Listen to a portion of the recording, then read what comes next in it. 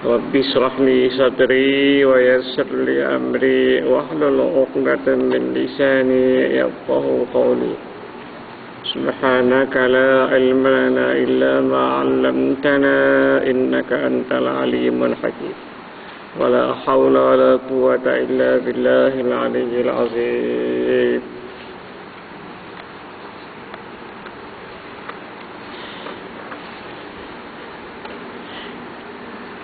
Ingatilah Allah. Ingatilah Allah adalah tajuk tazkirah kita. Dan tajuk tazkirah ini mengajak kita semua supaya mendekati Allah Subhanahu wa taala dengan cara mengingatinya selalu.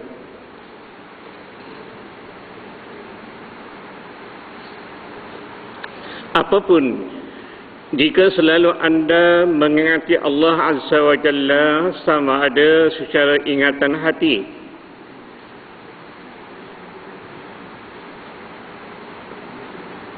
zikir hati, orang panggil zikir hati ataupun zikrul qalbi, atau secara menyebutnya dengan jelas zikrul lisan.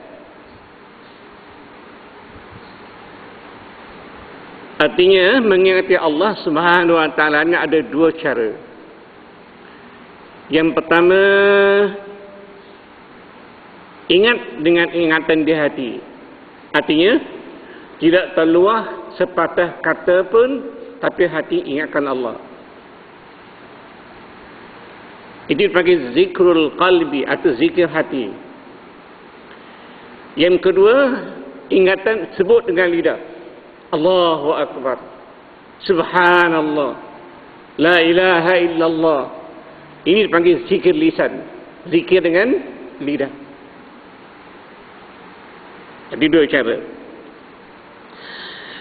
Apabila kita mengatakan Allah Subhanahu wa taala sama ada dengan lisan, dengan lidah, sebut dengan nyata, maupun dengan tak sebut tapi hati ingatkan Allah, maka Dia, yang Allah, akan sentiasa bersama anda.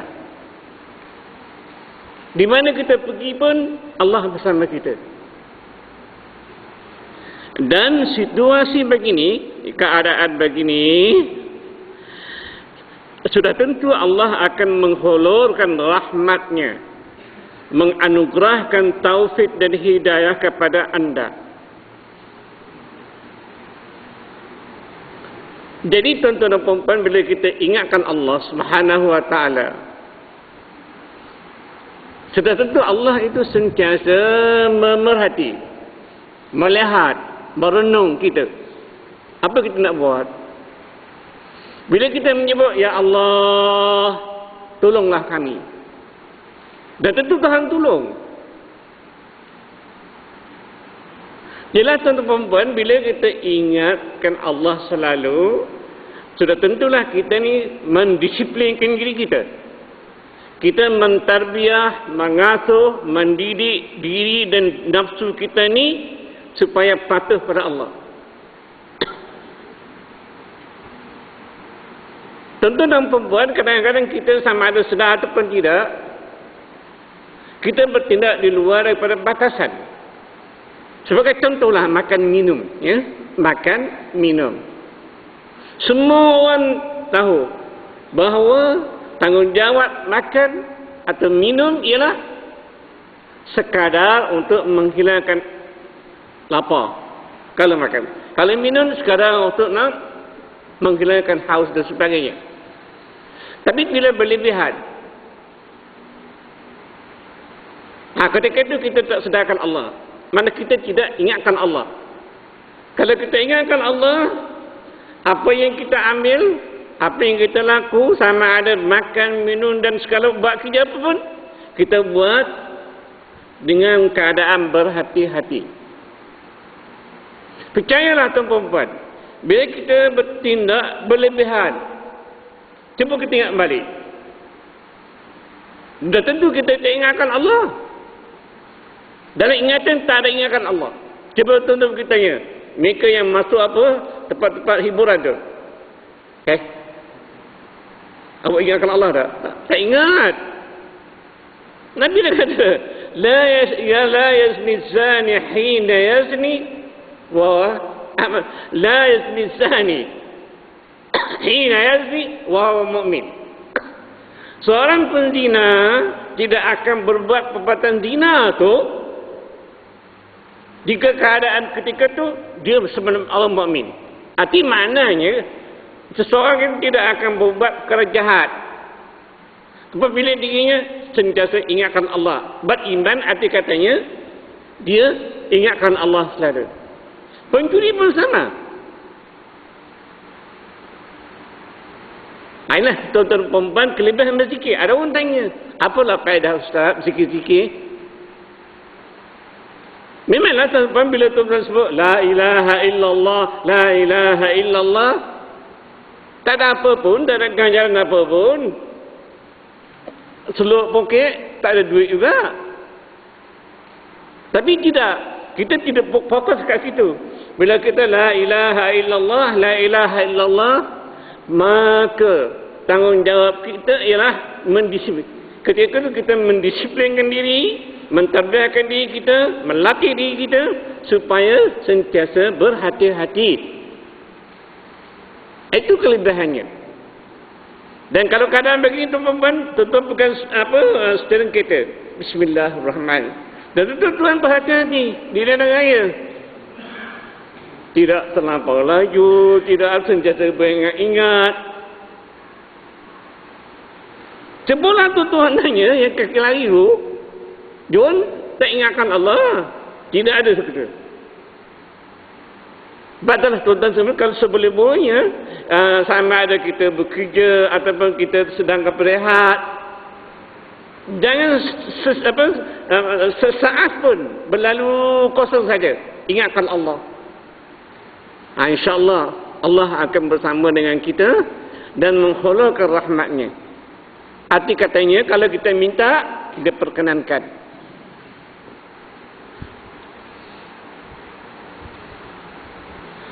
Seperti yang tersebut pada hadis kursi riwayat Al-Bukhari dan Muslim daripada Abu Hurairah radhiyallahu taala anhu. Ya, hadis Bukhari Muslim riwayat Abu Hurairah radhiyallahu taala anhu di mana Rasulullah sallallahu alaihi wasallam pernah bersabda. Maksudnya Allah berfirman, ini ada kursi, aku kata Allah di sisi tanggapan hamba-Ku terhadap aku. Apa yang kita rasa dengan Tuhan? Apa yang kita anggap dengan Tuhan? Kalau kita orang kata peransaka baik, kan? Peransaka baik dengan Tuhan, dah tentulah Tuhan tu lebih-lebih lagi. Kadang-kadang kita dengar saudara kita, apalah ni Allah ni. Turun bala lah apa, dia malah pula. Cabuklah nyawaku, kata dia. Dah tak ada cara lain dah, suruh cabuk nyawa dia.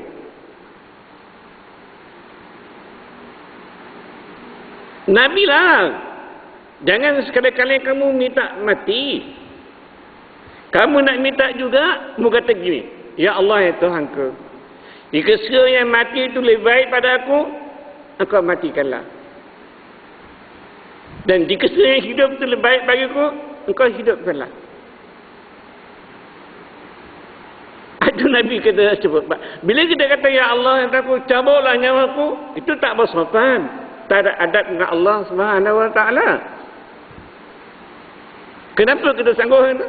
Kadang-kadang orang saudara, bila dia terdesak kan, tertekan, macam ni kan. Dan cabuk lagi, dan apa ni, dia kata apa, tak mau lagi Islam.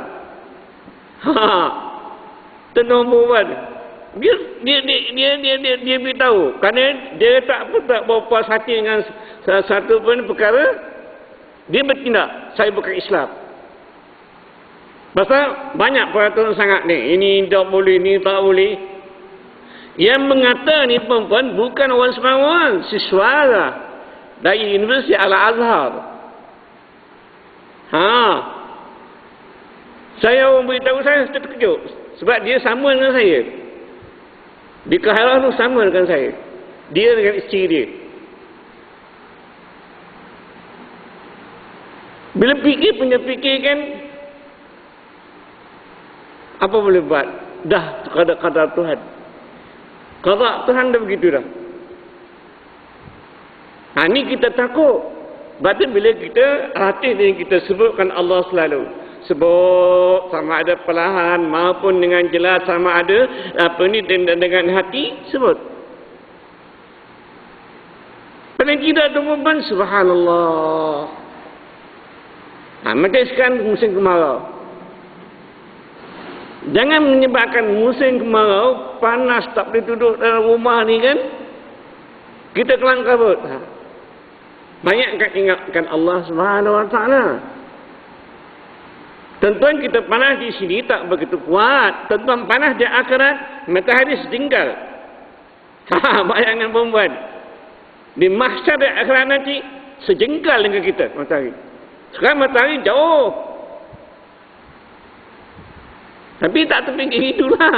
Kita tak terfikir begitu, tuan-puan. Kalau kita fikir begitu, artinya kita berserah, pasrah, bertawakal kepada Allah. Bila kita bertawakal, maksudnya kita ingatkan Allah lah. La ilaha illallah, la hawla wa la quwata illa billah. Mulut kita sebut tu selalu.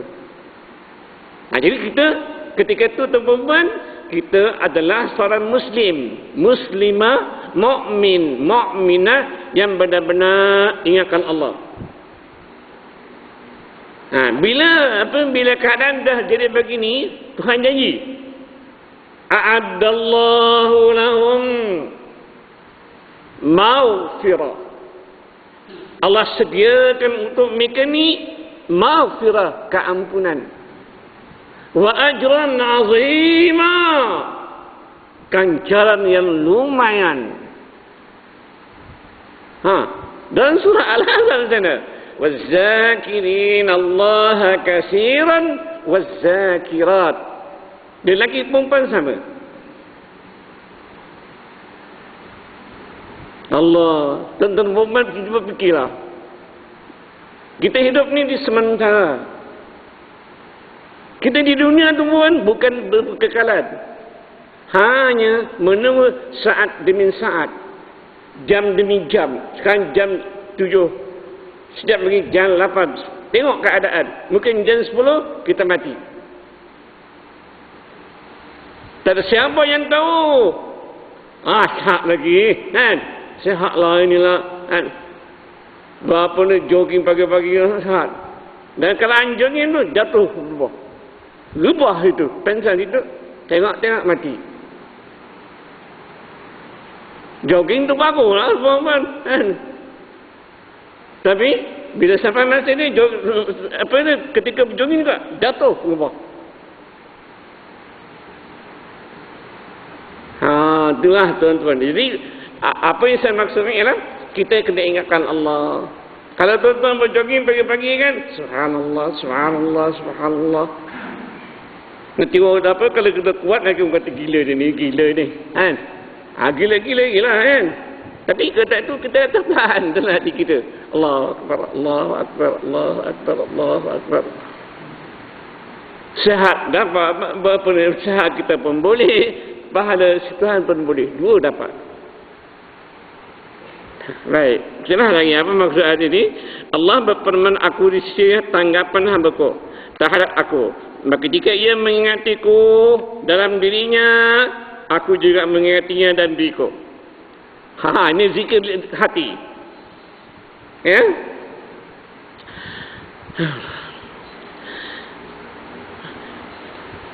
Ini zikir qalbi. Dan jika ia mengingatiku, kata Tuhan, dalam sesuatu kumpulan, zikir lisani, aku tetap mengingatinya dalam suatu kumpulan yang lebih baik daripadanya.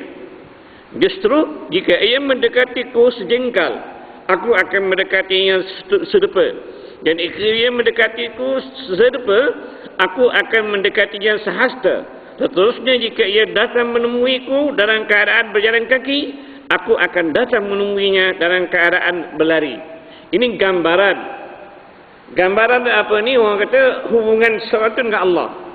Bila kita ingatkan Allah, Allah sentiasa bersama dengan kita. Macam mana gambaran? Ini dia. Kalau dia sebut ingatkan aku di hati dia, aku ingatkan dia juga. Hebat tu perempuan. Ini dikatakan wali Allah lah. Sebab tu orang kata tu wali Allah ni keramat. Sebenarnya dia si fulan tadi dikatakan wali Allah itu dia tak tahu dia lebih tak lebih. Sebab tuan perempuan orang ni bila dia minta Tuhan tu terima. Sebab dia hati yang baik. Orang ni hatinya baik, akhlaknya baik, tutur katanya baik, dan kalau keadaan baik begini, dah tentulah setiap patah yang dikeluarkan dari yang terkeluar daripada mulutnya dimustajab oleh Allah Subhanahu wa taala. Ingatlah Allah dengan penuh kesedaran. Kelak hati anda berasa tenteram. Bila tuan-tuan sebut La ilaha illallah, dalam kepala gambar betapa hebat kuasa Tuhan, dan senang hati kita. Kalau tuan-tuan tak dapat makan pun, kata lain tak ada duit nak beli makanan, bacalah selalu Bismillahirrahmanirrahim, Qul huwallahu ahad. Itu zikir juga kan? Kita rasa senang. Mungkin tuan-tuan tak percaya. Tuan-tuan percaya kan? Saya pengalaman saya masa budak-budak mengaji dia. Inilah duduk di pondok, mana ada kalau apa hamba Allah yang tak jemput kita makan, tak bagi makanan. Kadang-kadang di pondok tak ada makanan. Biasanya tu perempuan yang bapa yang hantar anak ke pondok, dia hantar betul-betul hantar ke pondok. Soal ada nak makan apa, nak itu peduli dia lah. Jangan sangat ambil berat. Seminggu sekali pergi jenguk anaknya, tak. Ibu bapa serah bulat-bulat tunggu. Jadi belajar tu lah. Kalau dia cerdas, akan yang baik, dia usaha sendiri. Itu dia punya hebat pelajar pondok dulu. Awal sekarang ni pelajar dah dibagi beasiswa kan oleh pihak kerajaan. Cukup lumayan dia hidup orang ini. Tapi orang dulu kalau pelajar pondok dah lah apa ni dia tak ada kelulusan, ya? Tak ada kelulusan perempuan. Duduklah belajar apa kitab pun tak ada kelulusan.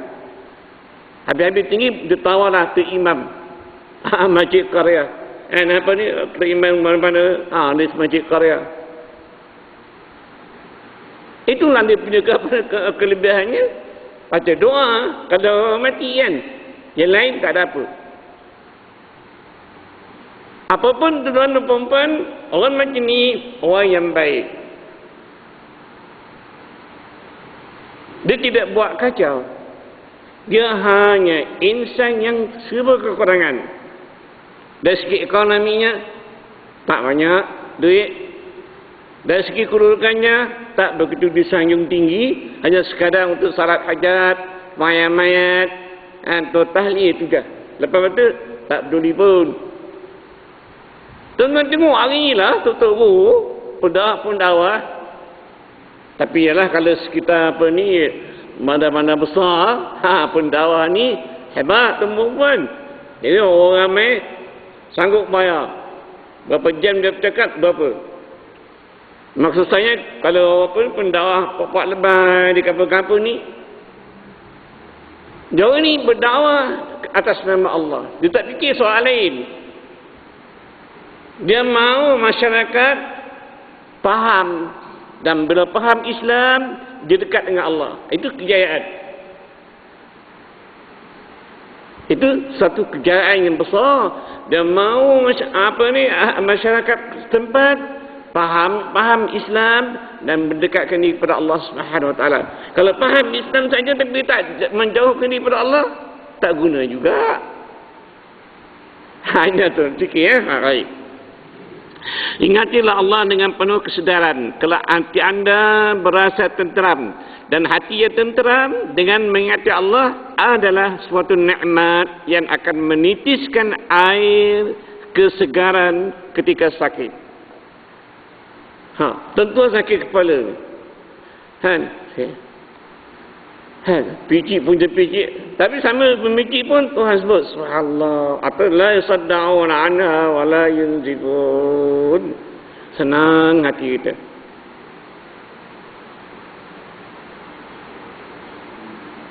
Ada hamba Allah tu zaman Rasulullah sallallahu alaihi wasallam pergi jumpa Rasulullah. Ya Rasulullah, ayah saya tak dapat buang air kencing dia. Air kencing tersakut kerana ada batu. Tak apa keluar airnya sakit. Rasulullah apa mengajar dia? Allahu Rabbuna wa Rabbus samawati wal ard sampai ayat dia. Membalik baca ni. Cara ya. Oleh kerana dia menerima apa ni zikir tadi dengan penuh dengan ketulusan hati dia, dan dia balik amalkan dengan benar-benar harapan kepada Allah, ayahnya sehat. Itu nak ubat penyakit batu karat. Jadi dia bila dia minum air baca itu, air itu dikomohkan.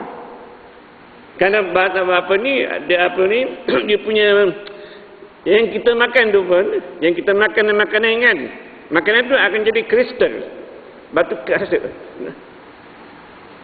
Jadi kalau lebih banyak benda-benda itu, dia masuk ke saluran air kencing, tersangkut kat situ.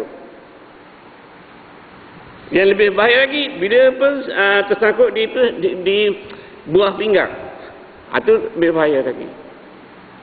Jadi tuan-tuan perempuan, bila kita mengalami sakit begini, kita dekatkan diri kita dengan Allah SWT. Di samping berikhtiar, tuan-tuan pergi jumpa doktor. Doktor bagi ubat, rawat tinek. Balik makan 2 biji sekali. Pagi, petang 2 biji. Allah Maha Berkuasa. Banyakkan minum air. Bila air tu dia masa tu dia rumah dia betul batu tu hancur keluar. Tapi kalau dah besar batu besar tuan-tuan, kena buat pembedahan. Itu pula lah, itu keadaan. Di dalam keadaan pun kalau kita sakit dan kita seringakan Allah, hati kita tenteram. Ini kita nak ya. Ada duit pun kalau hati berserabut ya, tak guna juga. Hati yang tenteram adalah hati yang penuh menikmati nikmat Allah. Baik. Yang akan memancarkan sinar cahaya bagi menampakkan sesuatu yang kurang jelas, dan yang akan menerangkan lubuk hati yang gelap gelemak dengan nur ilahi. Si pulang tu pergi jumpa Ustaz, tolong ajar doa pendengar hati. Ustaz bacalah ayat Quran tu, Rabbi shrahli tu. Yang kata apa? Doa Nabi Musa. Rabbi shrahli sadri wa yassir li amri wahlul 'uqdatam min lisani yafqahu qawli. Jadi tuan-tuan perempuan, itu zikir. Bagi Nabi Musa dia doa kerana dia tak berapa fasih lidah dia. Itu yang minta ishrahli sadri. Lapangkan dadaku, wa yassir li amri, mudahkan urusanku, wahlul 'uqdah, rongkaikan, rombakkan hak tersipu, hak yang tersipu di lidah tu. Mana nak sebut payah-payah tu biar jadi mudah mana. Yafqahu qawli, nanti mereka faham kata-kataku. Itu makna. Jadi doa ni, ayat Quran ini dijadikan amalan. Zikir. Bila benar-benar dia berzikir kerana Allah, Allah akan terangkan dari lubuk hatinya tuas ke cahaya. Ini katakan terang hati. Penerangan hati kata dia. Tapi tuan-tuan perempuan kalau tak ikhlas, tak terang hati juga pun. Macam tuan nak baca buku, nak hafal kan? Rabbi shrah li sadri wa yassir li amri wahlul 'uqdatam min lisani 11 kali baca. Tapi tuan tak jujur hati tu. Maknanya tuan baca ni kerana nak ingat. Bukan kerana Allah. Tuan nak baca Rabbi shrah kerana Allah dan kerana nak ingat ni. Itu lain rupan. Jadi kita letakkan apa ni asasnya atas kehendak nafsu daripada kehendak Allah. Tak ingat juga. Apa kerja bah? Tak ingat pun. Lepas ini tak perlu baca pun tak apa. Dia tak faham tu. Dia tak faham sebenarnya. Hubung kait kita dengan zikir ni, tuan-tuan ingat hati. Ini sumber segala-galanya kebaikan. Kalau hati kita tak begitu jujur, maksud saya, kerana Allah dengan kerana ni dua-dua. Kebedaan sekarang umpamanya kan, tak jujur lah tu. Bulatkan hati semata-mata kerana Allah. InsyaAllah. Ya? Tuhan akan terangkan lubuk hati yang gelap gelemak dengan nur ilahi. Serta menunjukkan jalan menuju ke arah laluan yang lurus. Begitulah kelebihan zikrullah atau mengingat Allah. Sementara ganjaran yang besar lagi lumayan disediakan untuk mereka yang selalu mengingatinya, seperti yang dinyatakan pada ayat 35 dari surah Al-Ahzab yang bermaksud lelaki dan perempuan yang banyak mengingati Allah, menyebut Allah. Allah menyediakan untuk mereka ampunan dan pahala yang besar. Ayat yang saya baca tadi. Waz-zakirina Allaha katsiran waz-zakirat a'adda Allahu lahum maghfirah wa ajran 'azima. Sebelum tu dah kata innal muslimina wal muslimat wal mu'minina wal mu'minat. Ada baca. Ya? Macam ayat wal qanitina wal qanitat. Ayo Rasulullah. Dia sebut habis tuan-tuan. Sampai wasta'mi wasta'ima. Maksud sini waz-zakirin Allah katsiran waz-zakirat a'adda Allah lahum maghfiratan wa ajran 'azima. Baik. Anda dan saya, setiap individu, lelaki maupun perempuan, inginkan kejayaan dalam setiap bidang kehidupan. Justru masing-masing giat berusaha memburu kejayaan. Sedangkan kita tidaklah begitu arif tentang maksud kejayaan.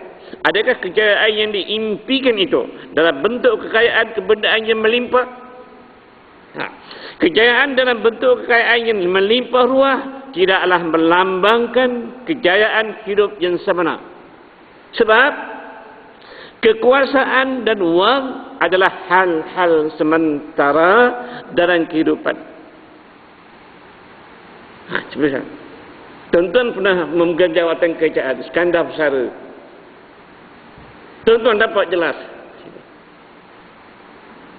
Masa bekerja, pegang jawatan, ada wang, ada kuasa.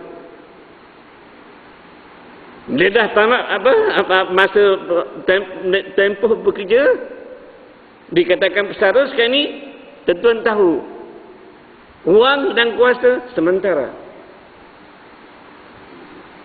Dulu kita tak sedar begini kan, 4,000, 5,000 satu bulan, ataupun 7,000 tujuan. Ada kuasa pula cakap, ialah ada kuasa tuan-tuan.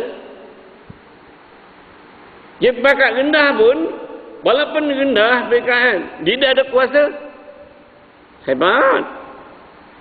Sebenarnya tuan-tuan, bila dah tua nanti, dah berlalu masa, akan sedar wang dan kuasa sementara saja. Baik.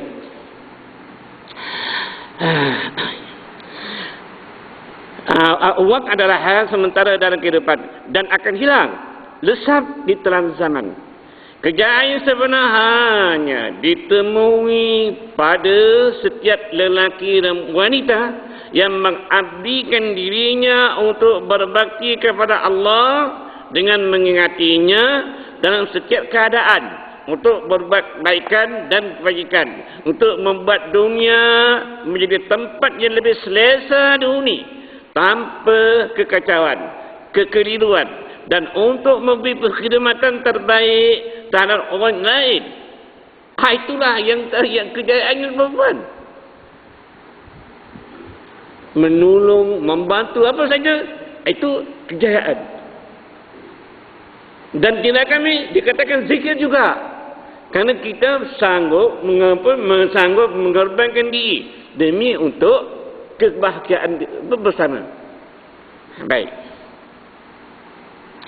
Justru itu zikrullah atau mengingat Allah, menyebut nama Allah dijadikan sebagai alat pengukur dalam menilai kejayaan hidup, dalam menilai kejayaan yang sebenarnya di kalangan manusia. Sebagaimana yang dijelaskan pada ayat ke-45 di surah Al-Anfal, yang bermaksud, wahai orang yang beriman, ya ayyuhalladzina amanu, apabila kamu memerangi pasukan musuh, Iza laqitum fi'atan fasbutu, kata Tuhan, wazkurullaha la'allakum tuflihun. Apa makna?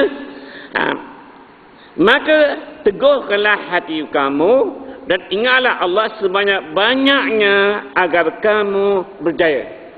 Ayat ni fokusnya kepada memerangi musuh. Sekarang katalah tak ada musuh. Nak perang dengan siapa? Perang dengan hawa nafsu.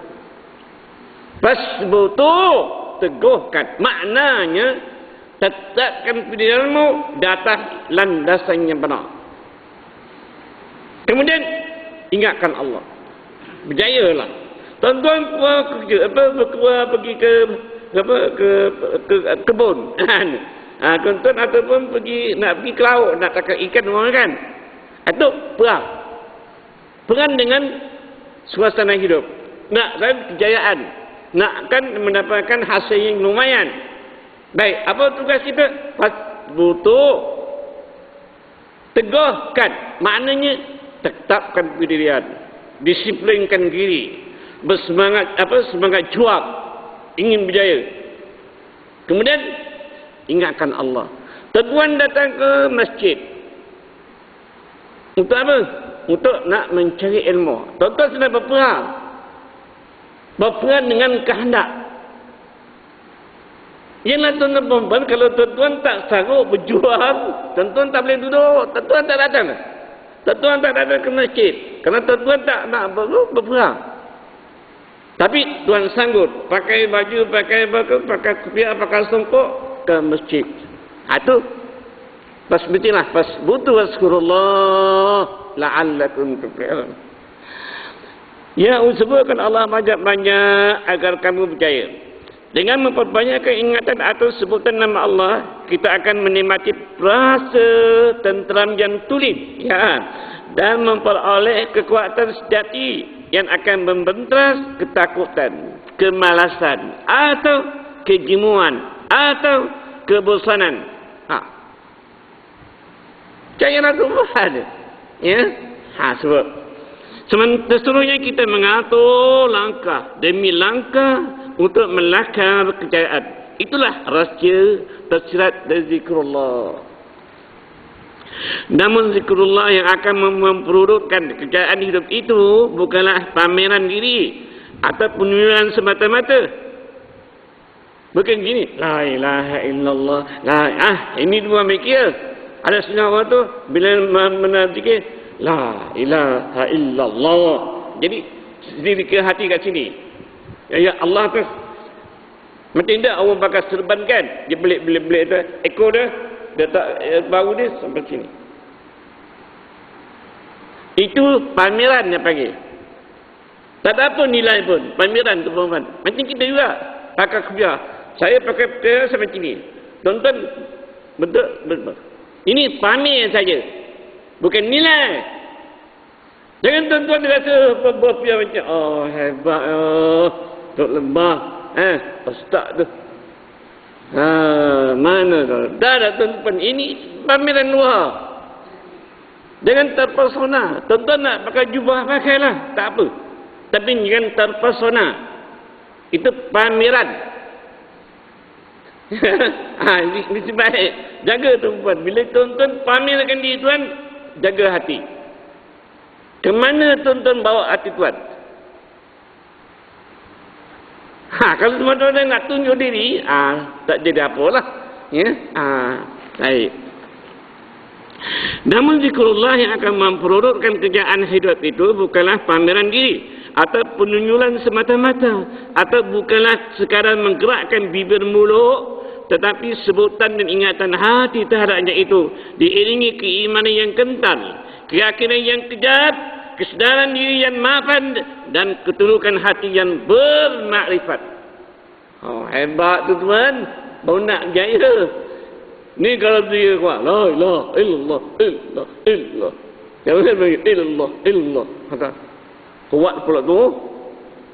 Seluruh kampung dengar dia punya zikir tu. Itu pertandingan pula.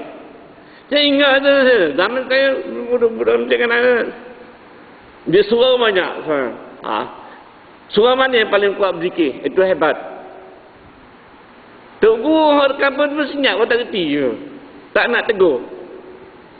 Hebat pada bunyi tak ada. Itu pameran dari perempuan. Tak ada isi. Kosong. Bila kosong tu apa jadi? Tak ada faedah lah. Apa biasa tuan-tuan tengok macam habaan mansura. Tengok debu yang bertaburan amalan tu tu. Membazir.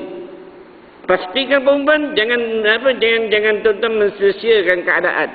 Biarlah keadaan hidup kita ni walaupun tak lama, tapi penuh dengan faedah, penuh dengan barakah, penuh dengan bahan-bahan pengajaran yang boleh kita ambil demi untuk kebaikan kita di dunia dan di akhirat. Berikut disajikan mafhum ayat-ayat Al-Qurannya yang menggesa supaya memperbaikkan zikrullah. Ini seperti tuan-tuan. Ya?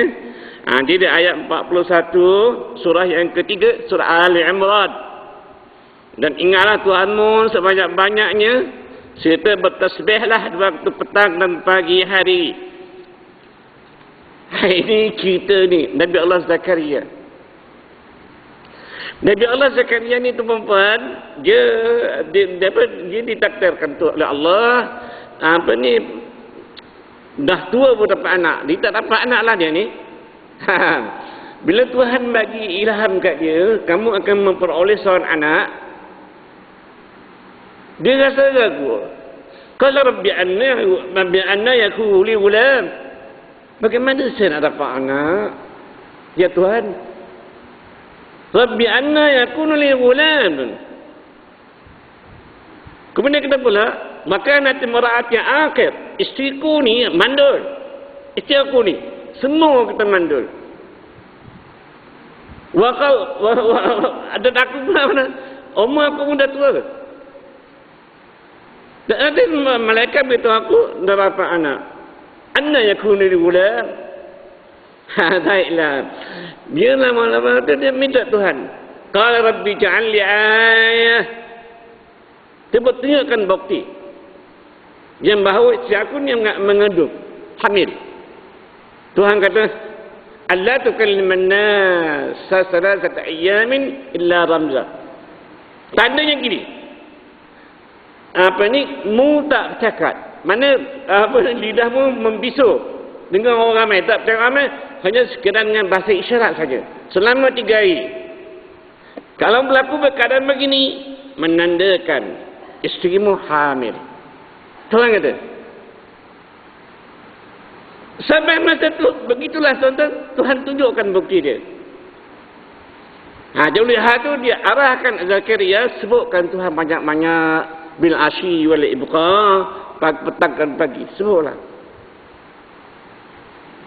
Itu kita berfikir. Mana bila kita berfikir, apa saja yang kita minta, Tuhan terima, makbulkan. Jangan takut. Dan ingatlah Tuhanmu dalam hatimu dengan merendahkan diri dan rasa takut. Nah ini waskur rabbaka fi nafsika tadarruan wa khifa wa dunal jahri bil qawli bil ghudwi wal asal. Waskur rabbak. Ingatlah Tuhanmu fi nafsik dalam dirimu. tadarruan wa khifah wa dunal jahri minal qawli bil wudu'i wal asal. Bila kita ingatkan Tuhan, dan tentulah kita dapat perasa yang tulen Tuhan bagi kepada kita. Tenang pikiran kita. Itulah tuan-tuan, jangan lupalah ya. Jangan lupalah tuan-tuan bacalah kelebihan ni. Saya tak perlu bacalah. Kat ni petikan saya. Tuan-tuan baca kelebihan ni muka surat apa ni 72, 73 dan ada hadis saya petik kat bawah tu. Tentang kelebihan zikir. Semoga kita semua diberi taufik oleh Allah Subhanahu wa taala dapat mendekati Allah Subhanahu wa taala dengan membanyakkan zikir dan sentiasa kita lakukan semata-mata karenanya. Sekian dulu, wallahu a'lam. Assalamualaikum warahmatullahi wabarakatuh.